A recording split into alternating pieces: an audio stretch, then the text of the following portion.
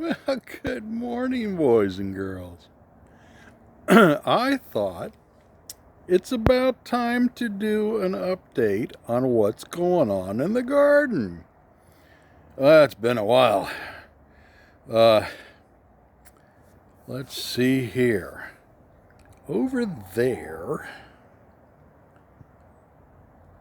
we've got bok choy.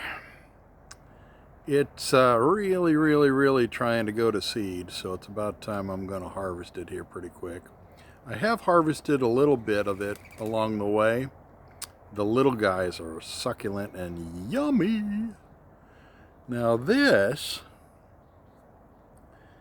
is Napa cabbage, and I got something munching on it, so I went and got me some spray, sprayed it down. Hopefully I can get them to stop. And next to, see that guy right there, see how it's kind of starting to swirl in the middle there? There's going to be a nice beautiful Napa cabbage inside of that, and the outer leaves protect that inner center. And I'm going to be plucking that after a while and making me some kimchi. I am addicted to kimchi. I am eating it nearly every day, and I keep buying heads after heads after heads of Napa cabbage over at the Coriana Market. And up till now, I think I've made 5 batches, and each batch gives me like 3 or 4 big containers full. You know, those big ones when you go to buy kimchi, or at least look at the kimchi on the shelves, and the big containers that usually cost anywhere from 15 to 20 bucks. I usually get about 4 of those big containers.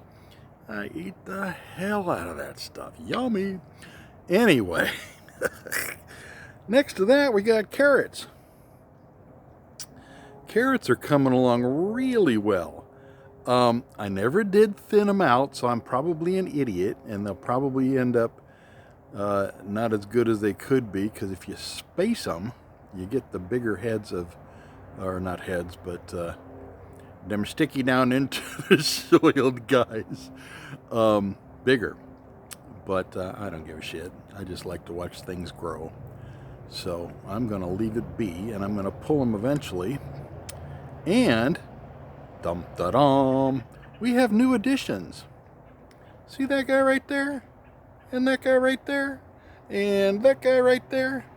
And if we zoom out, we can see that we've got, what do we got? 1, 2, 3, we got 9 of them. I got sick and damn tired of looking at my lettuce. Both of the butter, well, the butter lettuce turned out really well. And I plucked those along the way. But my head lettuce was looking like crap. And you'll see here in a minute behind me, I've got the above ground little planter box thingamajig.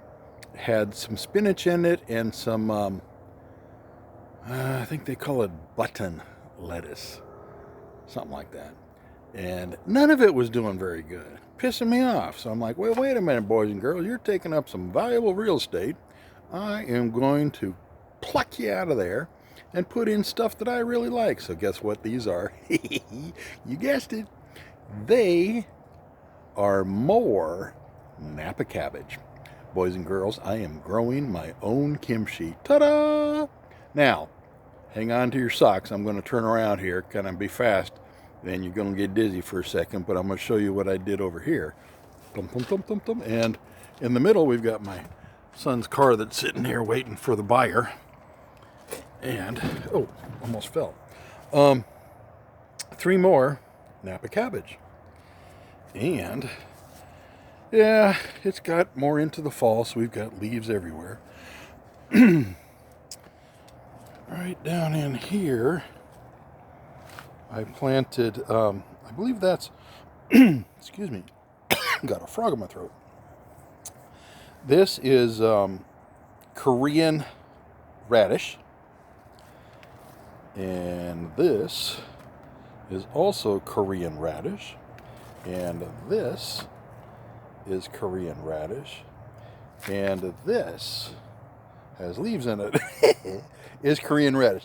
Now, the cage that I put on top of that, just kind of laid it on there, is because I had a cat jumping up in there and wanting to take poops in my damn soil. Pissing me off. Here, I need to pull the leaves out because I've got leaves everywhere from the tree above us. These are all bok choy. And I believe that guy right there, I think he's empty.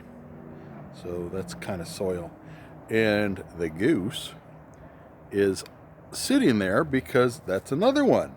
The cat got up in there and started making his mess, and I needed to keep him from doing so, so I put one of my son's decoys in the bucket. And I actually used some of that soil this morning.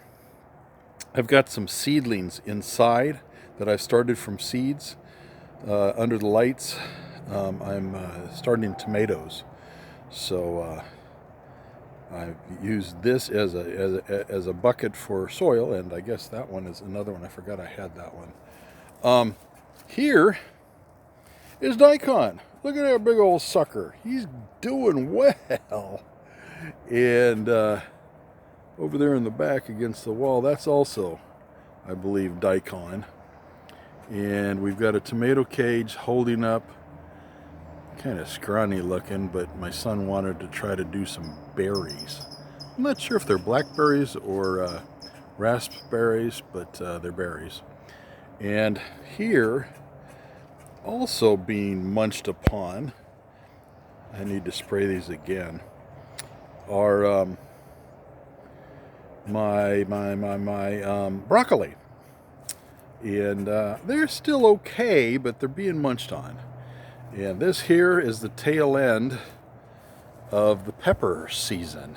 And in that bucket right there, we've got basil to the left, and to the right is one of my most highly producing, bell pepper. And these guys that have lost their leaves, and I'm going to be trimming them down and bringing them inside to overwinter, is what's remaining of my Scotch bonnets.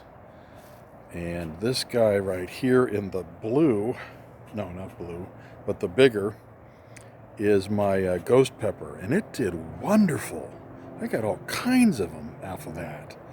And this trough here, you may remember from my last video, I had regular radishes in.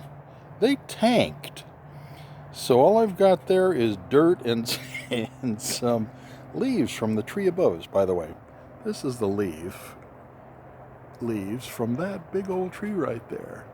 And this we call the Wheatley tree because my brother-in-law got his ass up in there and trimmed it up for us. What a wonderful gentleman he was. Anyway, turn this way. This guy right here still has a couple on him I need to pluck here soon. Is my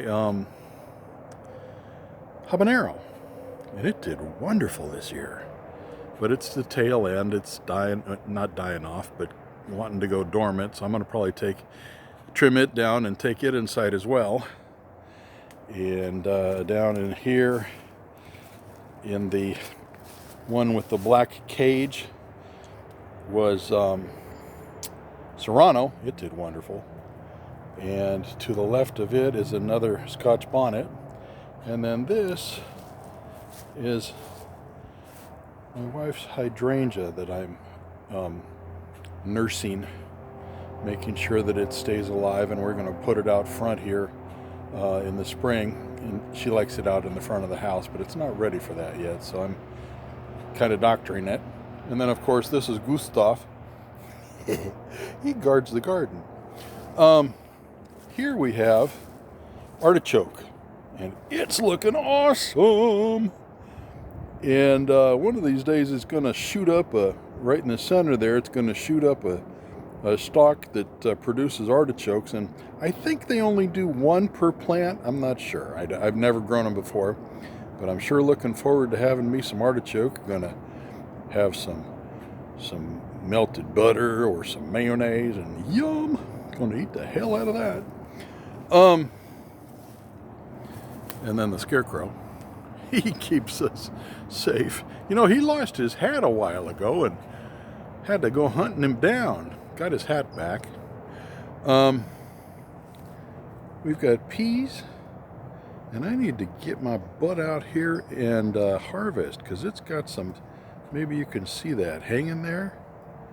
It's got some peas ready to be plucked and shucked. And look at those onions. They're looking awesome. There is going to be an onion harvest later on, a couple months maybe, but boy, we're going to have some onions. Along the wall here in the back, we've got purple green beans. It's hard to say purple beans, but purple colored green beans all along that wall. And then right here at my feet, up against this wall of the encagement, if you will, are regular green beans. And I've had at least 3 good pulls off of these 2 sides, green beans and purple beans. And I'm filling a gallon Ziploc freezer bag, and it's almost full. I'm gonna have to get another one and start filling it as well. We're trying to stock up the freezer. In the middle here, all of those things that look like they might be weeds, those aren't weeds. That, boys and girls, is more daikon. Yeah, baby. I'm going to also make daikon kimchi. And I've got them, I staged them about 3 or 4 days apart. So these are more mature than those are. And then down at the end, even so, I'll be harvesting in different time frames. And that concludes the tour of the Now Garden. I believe it's the 10th of December 2023. Thank you for joining me. Bye-bye.